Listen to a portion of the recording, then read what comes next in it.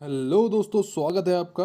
और आज की इस वीडियो में हम डिस्कस करने वाले हैं कि कुंभ लगन में सूर्य जब दूसरे घर में होता है तब क्या रिजल्ट्स हैं। ठीक है, ये कॉम्बिनेशन दोस्तों बहुत अच्छा कॉम्बिनेशन है। पहले तो मैं आपको बहुत मैं एक्साइटेड हूँ इस कॉम्बिनेशन के बारे में आपको बताने के लिए। अब वो क्यों, वो अब बताते हैं।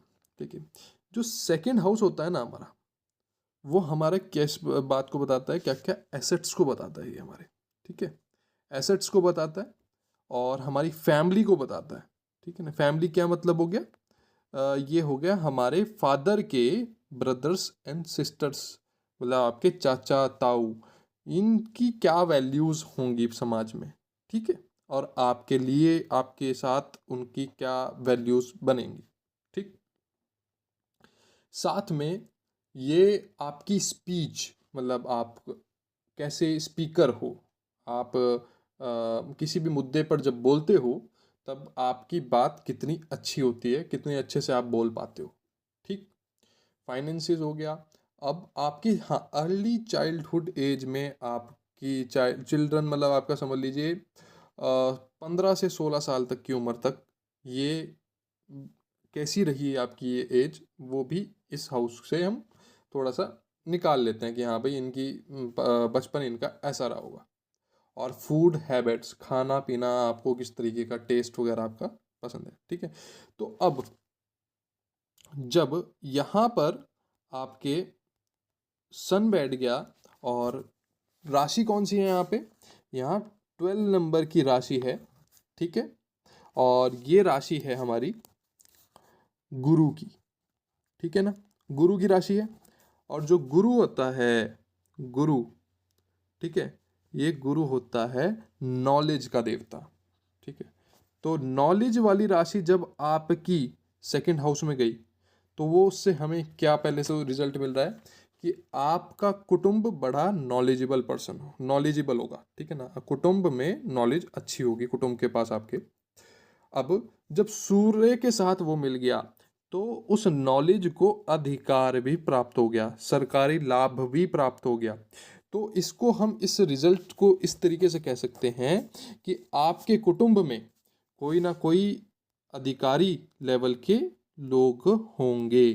ठीक है ना, मतलब यहाँ पर अगर सूर्य है और 12 नंबर की राशि, नॉलेज को अधिकार प्राप्त हो गया, तो अर्थ हो गया कि आपके उसमें कोई ना कोई सरकारी सरकारी नौकर, उस लेवल का, अधिकारी लेवल के, ठीक है ना, होंगे ही होंगे, स्पष्ट तौर पर होंगे। हाँ, अनटिल अनलेस डिग्री अच्छी हो और गुरु की जो स्थिति खराब ना हो जाए कहीं, तो चीज़ें बिगड़ सकती हैं। पर जो ये कॉम्बिनेशन अगर अच्छा ही है और इस पर कोई पाप दृष्टि नहीं पड़ती है, तो 100% श्योर है कि आपकी फैमिली में अधिकारी लेवल के लोग होंगे। आपके चाचा ताऊ बुआ फूफा, इनमें से कोई ना कोई अधिकारी लेवल के व्यक्ति होंगे। हो सकता है एक हो सकता है ज़्यादा हो।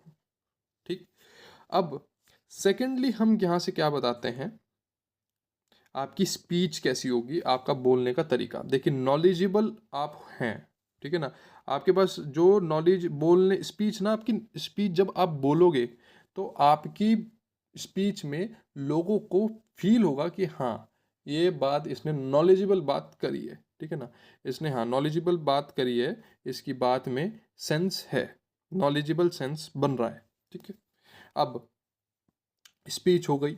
अब यहाँ से आती है फैमिली वैल्यूज़ का भी आपको बता दिया मैंने। चाइल्डहुड आपका यहाँ पर अच्छा मध्यम लेवल का चाइल्डहुड रहा होगा, आपको सारी सुविधाएं प्राप्त हुई होंगी, कोई प्रॉब्लम नहीं आ रही है यहाँ पे, क्योंकि सन और गुरु जो है ना, जो 12 नंबर का जो लॉर्ड है ना, वो गुरु है। तो गुरु और सन जो है ना, वो आपस में मित्र हैं। ठीक है ना, मित्रवत हैं, और इसी कारण से यहाँ पर आपको कोई भी नेगेटिव रिजल्ट फेस नहीं करना पड़ेगा। आपके चाइल्डहुड भी अच्छा रहा होगा, कोई प्रॉब्लम आपके चाइल्डहुड में नहीं रही होगी।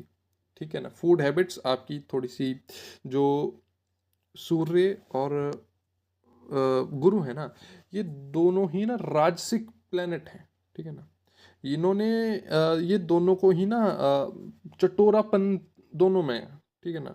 खाने पीने का चटोरापन दोनों में, आप गुरु की और गुरु होते हैं थोड़े मोटे से होते हैं, गुरु जो है ना वो ये बृहस्पति देव ना थोड़े मोटे से हैं, और इनका खाना पीना भी ऐसे ही है, तो थोड़ा चटोरापन ऐसे व्यक्ति में होता है, ठीक है ना, खाने पीने की हैबिट्स अगर देखी जाए तो। अब यहाँ पर हम देखेंगे कि ये जो लॉर्ड है वो किसका है, ये सेवेंथ हाउस का लॉर्ड है। और सेवेंथ हाउस किसका होता है, हमारे पार्टनर का होता है, ठीक है ना। पार्टनर का हो गया, और हमारा बिजनेस हो गया, बिजनेस हो गया, और बिजनेस के साथ पार्टनर, बिजनेस, और हमारा क्या हो गया, marriage partner, public dealing, business relations, और कॉन्टैक्ट्स, और ओपन एनिमी, ये सब का हो गया, ठीक है। अब यहाँ पर आपको, जब आपका सेवेंथ हाउस का लॉर्ड धन के घर में आकर बैठता है, एसेट्स के घर में आके बैठता है, तो ये निश्चित हो जाता है कि शादी के बाद आपके एसेट्स में बहुत तेजी से वृद्धि होगी, ठीक है ना, बहुत तेजी से प्रॉफिट आपका बढ़ेगा, ठीक। बिजनेस करोगे तो वो भी बढ़ेगा शादी के बाद 100%। और साथ ही साथ ऐसे में देखो, दहेज प्रथा, वैसे तो मैं साथ नहीं हूँ इस चीज़ के, बट ऐसे व्यक्तियों को फैमिली से दहेज प्राप्त होता है, ठीक है ना। अगर कोई कोई लड़की फीमेल की कुंडली में ये योग बनता है, तो उसको कह सकते हैं कि शादी के बाद बहुत अच्छा फैमिली से, मतलब कहते हैं ना, जिनकी सास गोल्ड बहुत दे देती है अपनी बहू को, गोल्ड दे देगी, और कोई ना कोई प्रॉपर्टी नाम करा देते हैं कुछ टाइम बाद ही, कुछ टाइम के अंदर ही, साल भर के अंदर ही अपनी बहू के नाम पे एक प्रॉपर्टी ले ली, इस टाइप की चीज़ें देखने को मिलती हैं इस तरह के कॉम्बिनेशन वालों को, ठीक है ना। क्योंकि पार्टनर के ज़रिए, मैरिज के बाद पार्टनर के जरिए काफ़ी एसेट्स इंक्रीज होंगे। ऐसे व्यक्ति को अगर बिजनेस करते हैं, बिजनेस पार्टनरशिप करते हैं, तो बहुत अच्छा प्रॉफिट यहाँ पर देखने को मिलता है, ठीक। और अब साथ में, अब यहाँ देखेंगे जो पार्टनर का नंबर भी आ रहा है ना, वो लीडरशिप क्वालिटी वाला आ रहा है, ठीक है ना। तो आप यहाँ पर अगर पार्टनरशिप करते हैं किसी भी व्यक्ति के साथ, या फिर अपने पार्टनर, अपने वाइफ के साथ ही, या अपने हस्बैंड के साथ ही मिलकर कोई बिजनेस जमाते हैं, तो वहाँ पर आपको बहुत अच्छा वो बिजनेस आपका सेटल होगा, वो बिजनेस आपका बहुत अच्छा वर्किंग में चलेगा। और आपको जो भी बिजनेस से रिलेटेड फैसले लेने चाहिए, वो अपने पार्टनर से पूछ के लेने चाहिए, पार्टनर के साथ तालमेल बना कर लेने चाहिए, और आपको 100% बहुत अच्छा प्रॉफिट होगा ही होगा, ठीक। और और तो मेरे हिसाब से कोई विशेष बात यहाँ पर बचती नहीं है। कुटुंब हो गया, कुटुंब आपका बहुत अच्छा होगा, एसेट्स भी आपके काफ़ी भरे हुए होंगे, अच्छे एसेट्स पहले से भी आपके पास काफ़ी अच्छे एसेट्स होंगे, ठीक है।